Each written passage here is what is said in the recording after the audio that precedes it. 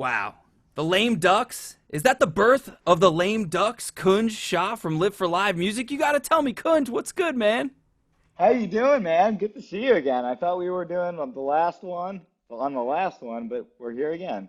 We are here again. It's an amazing triumph. What a lineup. Georgia comes alive. It's been so much fun. As you can tell, I'm living it up down here in my basement, having the most fun ever. It's the best lineup we've ever put together, in no small part to your efforts and the squad at Live for Live Music. Congratulations on another amazing event. And that band, it's totally unique. How'd you come up with that?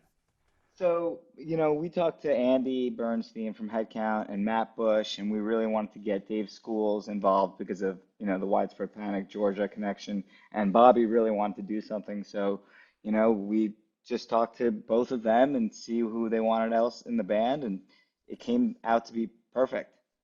So much fun, amazing. Jay Lane, an incredible player, and I had a great chat with Dave Schools earlier, who talked about Jay Lane's dynamics. Not always the heavy hitter that you might assume him to be with Primus. When he plays with Bobby and with Dave, he's gonna lay back in the cut a little bit. He's gonna feel those quieter parts, and such a funny dude, an amazing performance. We're not done yet, though. I mean, it is the best lineup ever, but we got two heavy hitters closing it out, who we'll get to later on. But Kunj, who are some of your favorite performances today? Oh man, I really love the Preservation Hall set. I loved what Peter Yarrow put together. That was just some moving stuff with the Parkland kids, survivors. That was really, really beautiful and moving. Ben Folds is great, and obviously the Foo Fighters. Dave Matthews, that was one of my first shows when I was a kid. So getting to book him and was a lifelong dream. For sure, a brand new song, "Ocean and the Butterfly," beautiful tune. Dave's been writing a whole bunch, so perhaps we'll keep an ear out and an eye out for a new album from him next year. Who knows? Maybe we'll see. It's been fun, and I'm glad that it's not over quite yet. You can all still donate at georgiacomesalive.com. Check out all the experiences that Kunj and the squad have put together. Huge shout out to Kunj and to Sarah Shah. Absolutely, Herculean efforts, incredible across the board, and we wouldn't want to close things out all mellow and quiet and chill and super, low key. We got Marc Brownstein, who knows how to put on a party, here with us along with Kunj. Brownie, thank you for jumping into the Georgia Comes Alive stream here, man. Thank you so much for having me. I cannot believe that we are here to close it out, to close out this very, very, very crazy year 2020. Kunj is talking about what his favorite sets of the day were. And, for me, it's like not about what's behind us now, but it's always about what is ahead of us out there, 2021. And we got great sets coming up right now, So I'm really looking forward to seeing Big G and Diplo closing it out with a eye to the future kind of a vibe. That The is the first two, the, case. the first Definitely. two times I saw both those bands, I think, were at Camp Bisco. That's right. See? That is right. It's Kismet. And when was that? What year was that, Kunj? I mean, you're 12, so how many It years was, ago was that? I'm 33, but it was the last year you guys had it before you moved it to Scranton. Gotcha. Upstate Which New York. was Yeah, 2015, all those years meshed something like together, that. especially 14. at Camp Bisco. Yeah. Fair enough. I count past 12, as I mentioned earlier, so I'm not going to sit here and expect you to either. Kunj, so much effort and so much work went into this event. It's been amazing to watch our industry and our crew and our collective, social circles come together to put these events together, and it all seems to have culminated here with Georgia Comes Alive. No small feat, my friend.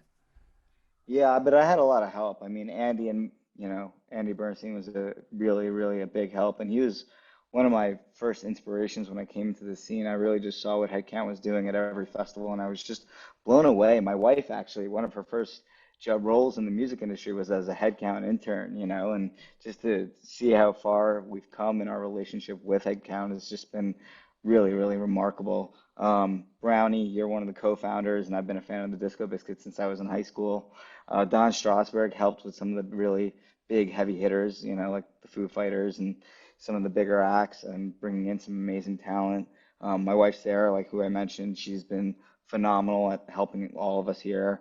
Andrew O'Brien, who's our editor, but also an extremely, extremely gifted graphic designer and just been a big help. You, of course, this is the fourth one we've done together. Our web designer, Ian, plus one, who's been really great and helping us, kind of collect these funds. Remember, money can only buy happiness when you spend it on other people.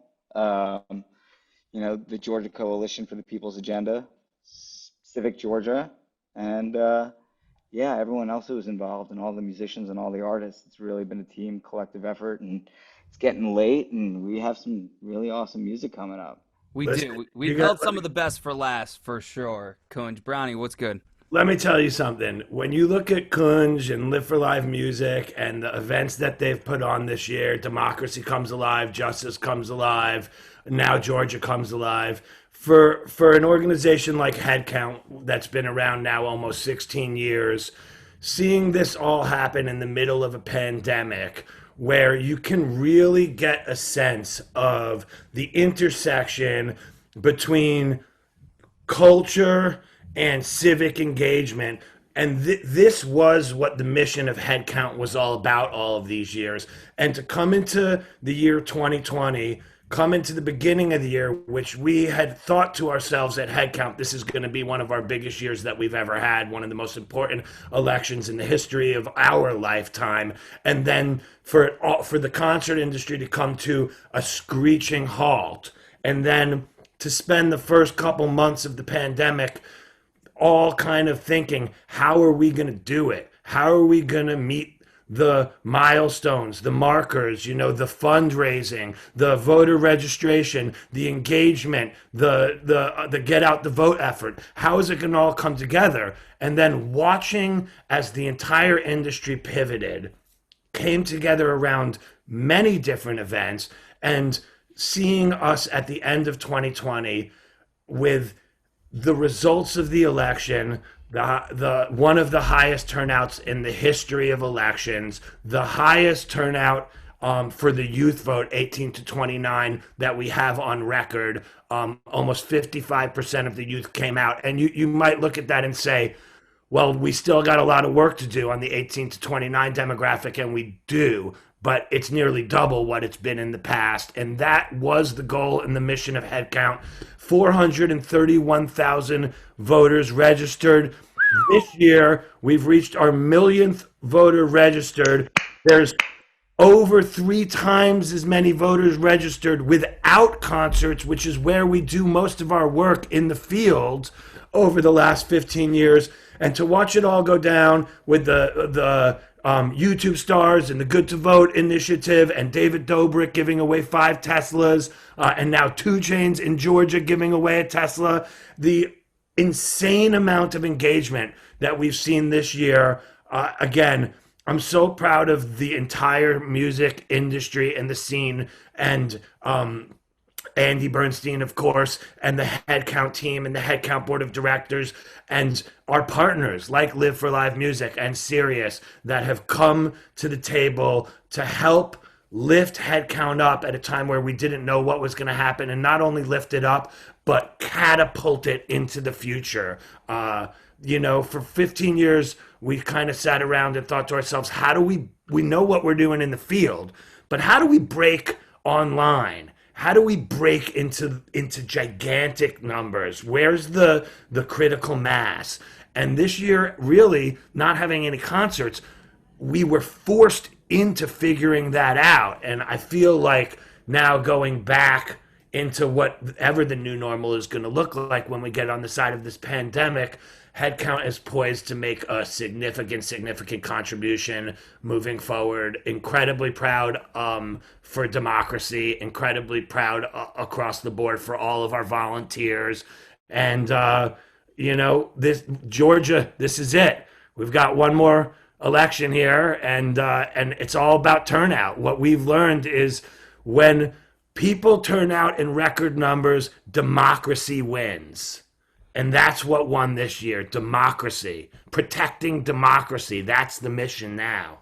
That's a true story right there, Brownie. Preach on, brother. Man, it's so great to hear it from you and for us to be able to collaborate with all of you out there. Now, listen, there's about, what, 45, 50 acts on this bill. For 50 acts to contribute performances, it takes more than a village. It takes a community. It takes an ecosystem of live music. And so I want to raise a glass to each and every single one of you out there who helped us, who viewed our streams, who came together in support of democracy and live music and pushing our culture forward for the betterment of our society together. It's not going to happen. Positivity and improvement is not going to happen without all of us coming together to do things just like this. So one time, y'all, cheers to all of you at home and all of your efforts. And it's reason for positivity. It's a reason to smile. And I don't know when the next time I'm going to be in your living room is. Maybe it's tomorrow, but you know, it could be 2021. And so I just want to toast to you to a better year next year. Without a doubt. He's Marc Brownstein, Kunj Shah, Sarah Shah from Live for Live Music, holding it down. And let's turn it up right now, all right? We're going to close this thing out strong with Diplo. And right now, it's Big Gigantic. Let's go. Let's do it.